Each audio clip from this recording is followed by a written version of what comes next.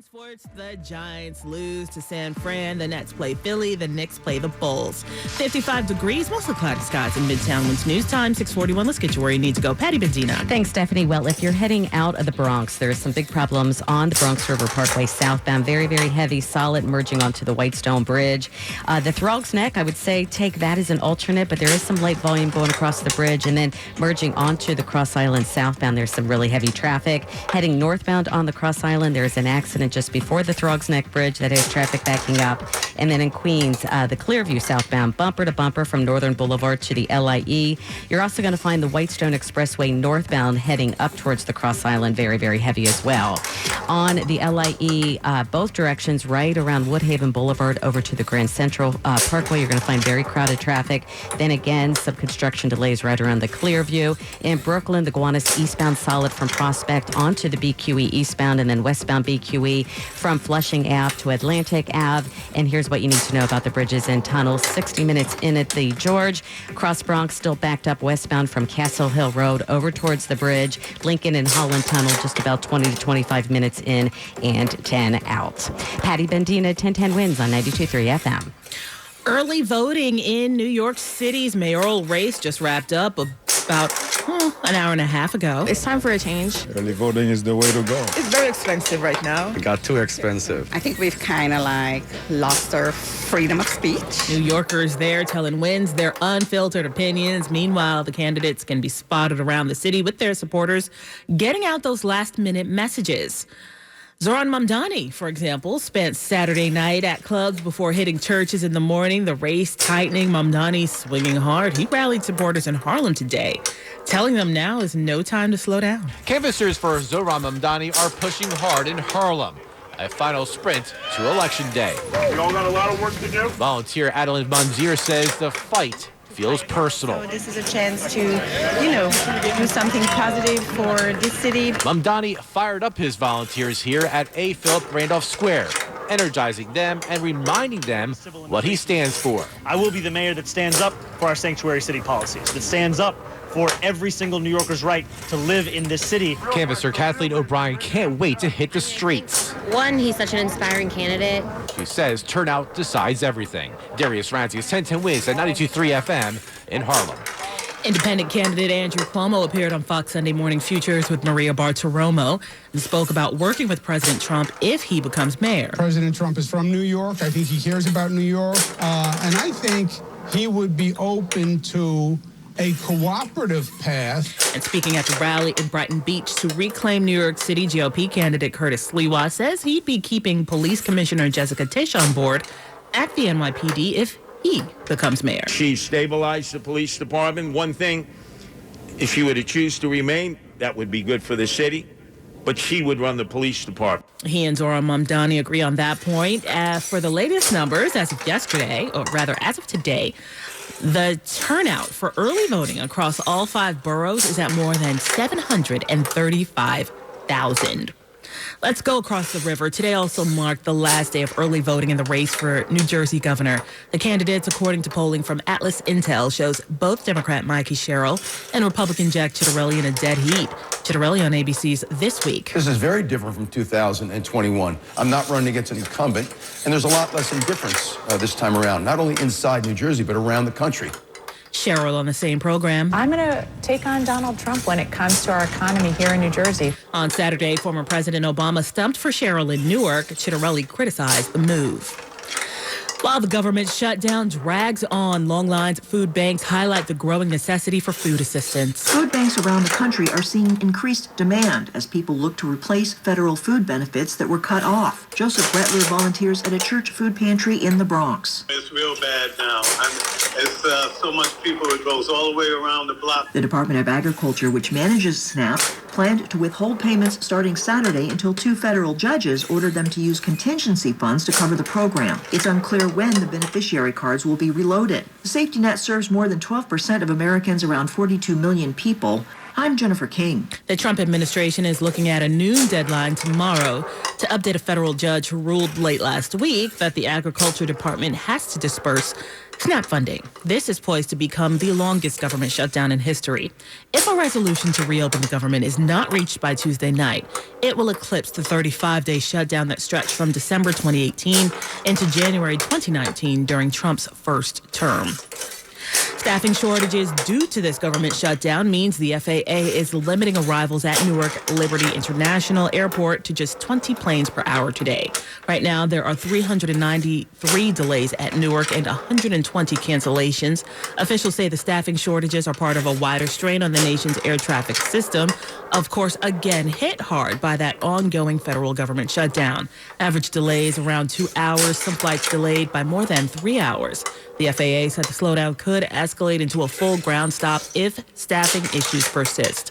These delays are not just affecting Newark. Flights across the region, including at JFK and LaGuardia, may also encounter delays due to that ripple effect. Wednesday News Time 647.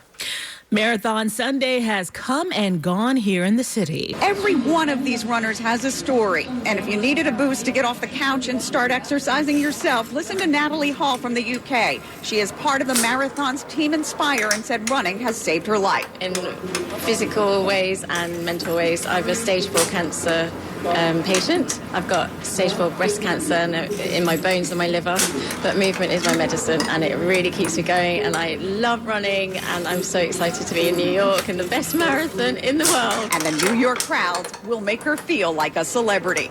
Marla Diamond, 1010 wins on 92.3 FM on Staten Island. Helen Obiri of Kenya set a women's course record to win, while compatriot Benson Kipruto won the men's race by edging Alexander Mutiso in a photo finish. A fire and explosion at a convenience store in northwestern Mexico yesterday killed at least 23 people, including children, and injured 12 others. That fire occurred in downtown Humayoso, the capital of Sonora State, according to Governor Alfonso Durazo. The deaths were caused by inhalation of toxic gases. Authorities say they have no evidence that leads them to believe that fire was intentional, but they also have not ruled out any part of the investigation. The Iranian president says their nuclear facilities will be built back after U.S. and Israel's air campaign targeted them in June. President Pezeshkian said the destruction of buildings would not set Iran back in developing a nuclear program he again insisted was for civilian purposes. His comments come despite an admission back in June from Iran's foreign minister that the airstrikes did seriously damage the nuclear sites. Tehran is now under UN sanctions again after resuming nuclear enrichment, so its economy has been further hit. And though the June airstrikes did prompt a certain upsurge of national pride, Iran's leaders still lack public legitimacy and have continued to crack down on public dissent. Charles Haviland reporting. Men's News Time 650. Traffic and AccuWeather in just a minute on 1010 Wins. Don't feel guilty about wolfing down that extra piece of chocolate. It could be good for your health. We'll tell you about that, but first... It's News Time 651. Let's get you where you need to go, Patty Bendina. And there's an accident in New Jersey on the 109 westbound. That's near Hackensack Avenue. All the lanes are blocked in Kearney, and so expect some delays through that area. Also in Manhattan, big delay on the FDR northbound. It is solid just north of the Queensboro Bridge as you make your way onto the Harlem River Drive, all the way up to the McCombs Dam Bridge. If you're heading out of the Bronx, it's very heavy on the Bronx River, or the Bronx-Hutchinson, the Hutchinson River Parkway southbound. It is solid merging onto the Whitestone Bridge. The Whitestone Expressway northbound, that is heavy heading up towards the Cross Island and onto the bridge. If you want to take the Throgs Neck southbound, that is also slow go across the bridge and then very heavy as you merge onto the Cross Island southbound. There is an accident northbound on the Cross Island just before the Throgs Neck Bridge, and that's backing traffic up through that area as well. Here's what you need to know about the bridges and tunnels. The George, huge delay here, 80 minutes. Give yourself lots of extra time. I really would suggest taking the Lincoln or the Holland because they're in much better shape, but 80 minutes in at the George, upper level 70 minutes, and if you're heading out on the Cross Bronx westbound, you're solid from Castle Hill Road as you make your way over to the Alexander Hamilton Bridge. The East River crossings, the Brooklyn Bridge, just a little slow into Brooklyn, but that's looking good, and no problems with the Manhattan or the Williamsburg bridges.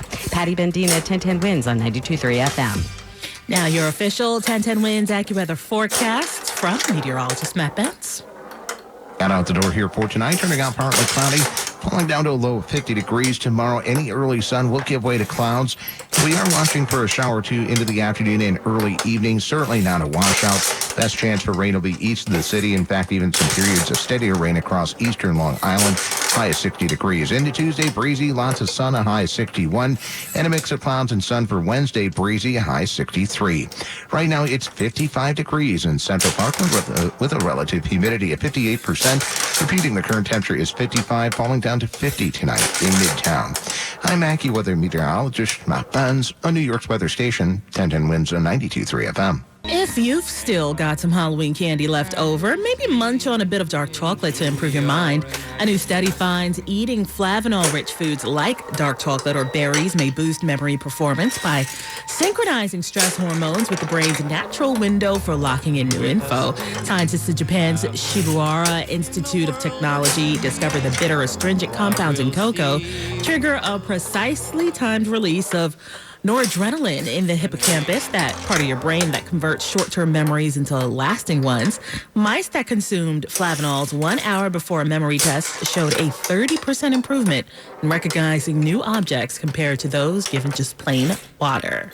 Every time it rains, and it's from heaven. Shooby dooby. If you've noticed stores asking for pennies, there's a reason. The hottest coin in America right now may be the humble penny. And that's because they're no longer being produced by the mint because they cost more than 3 times their value to produce.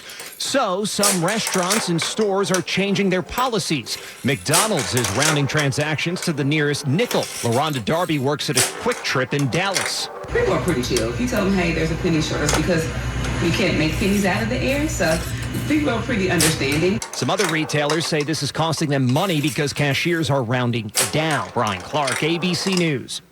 When's news time? 6:56. Now Bloomberg Money Watch. Big companies like UPS, Amazon, Target, and Meta Platforms have announced tens of thousands of job cuts. This is really the scorpion story. This is the story of AI with a sting in the tail. Ethan Devitt is Chief Global Market Strategist at Moneta Group Investment Advisors. We know that the sting of the tail around AI is definitely job losses, and we haven't fully digested what that means for the consumer. Raising the question, how many more jobs could be lost to artificial intelligence? We know from the leaked memo from Amazon this week that there are far more job cuts on the horizon. There is a narrative that suggests that with cobots and co-pilots that there will be a lot of demand for AI engineers and people to run the robots or cobots. But I do think that that's really trying to mask the picture that we know the big driver of this is efficiency, is productivity gains, and the ability to displace workers. Consumer confidence does remain stuck below levels seen last year as people worry about the cost of living and the labor market. I'm Charlie Pellet, Bloomberg Money Watch on 1010 Winds at 92.3 FM. Scott Shannon here, reminding you can hear the greatest hits on my True Oldies channel. Just download the free Odyssey app, search Scott Shannon, and lock it in. 1010 Winds. It's where I get my news. I got to know what's happening in my city. It's my only source of news. 1010 Winds at 92.3 FM. WINS FM and HD1 New York. Always live on the free Odyssey app. More people get their news from 1010 Winds than from any other radio station in the nation. Gary Souter at the editor's desk. I am Stephanie Officer. All news, all the time.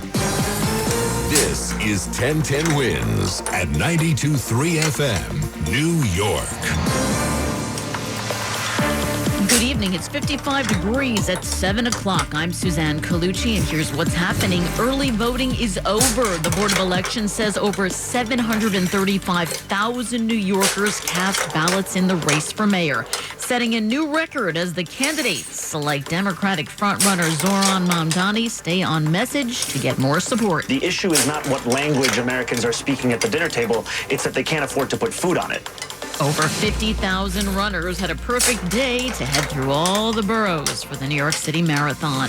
An active investigation after a woman was shot to death inside a Hell's Kitchen NYCHA complex. A Michigan lawyer says a Halloween terror plot described by the FBI director never happened. New research shows scientists may have severely miscalculated how many humans are on Earth. Sports, the Giants lost to the 49ers. The Nets play Philly. The Knicks play the Bulls. WINS News Time 7:01. Let's get you where you need to go now. Here's Patty Bendina. Well, we have some problems in Manhattan on the FDR northbound. You are stacked up from just north of the Queensboro Bridge as you make your way onto the Harlem River Drive up to the McCombs Dam Bridge. You may want to take the local avenues or the West Side Highway to get around that. If you're heading out of the Bronx, the Hutchinson River Parkway southbound is solid, merging onto the Whitestone Bridge. The Throg's Neck is probably your better bet. There is some light volume, but as opposed to those backups on the Hutch, I would definitely take the Throg's Neck. Northbound Cross Island, there is an accident just before the Throg's Neck that is traffic backed up to Bayside Marina. There's a broken down in Queens on the BQE westbound that's approaching the LIE. That is traffic backed up to 58th Street. And the LIE westbound is heavy from Maurice Avenue over to the Grand Central. And then again, both directions right around the Clearview. And in Staten Island, there was an earlier crash on the Staten Island Expressway eastbound. That's out of the way of Victory Boulevard, but traffic is still backed up to the Goethals Bridge. And here's what you need to know about the bridges and tunnels. 80 minutes in at the George. Inbound 70 for the lower level. It is bumper to bumper on Route 4 and 95 as you head to the bridge. So I would really suggest taking the Lincoln or the Holland Tunnel. They're both just about 20 to 30 minutes inbound and 10 out.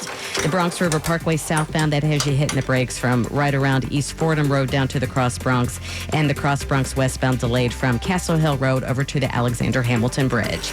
Patty Bendina, 1010 WINS on 92.3 FM. Excitement and interest is high in the race for City Hall. The Board of Elections says over 735,000 people voted early. That's 4 times the number of New Yorkers who cast ballots in the mayor's race in 2021.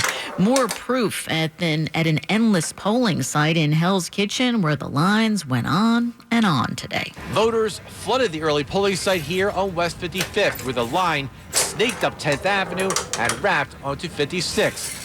Voter Christina LePen's waited and waited. And this is probably the longest I've ever stood in line for a mayoral race.